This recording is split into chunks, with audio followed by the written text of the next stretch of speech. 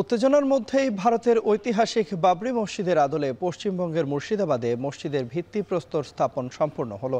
জেলা জুড়ে রয়েছে কঠোর নিরাপত্তা ব্যবস্থা।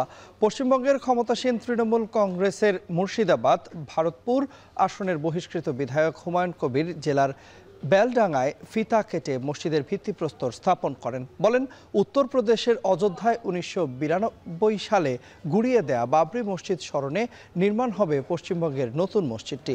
এ নিয়ে উত্তেজনার জেরে ৪,০০০-এর বেশি পুলিশ মোতায়েন করা হয়েছে জেলার বিভিন্ন অংশে। হুমায়ুন কবিরকে ভারতে কেন্দ্রীয় ক্ষমতাসীন বিজেপির চর আখ্যা দিয়ে তার দল তৃণমূল কংগ্রেস।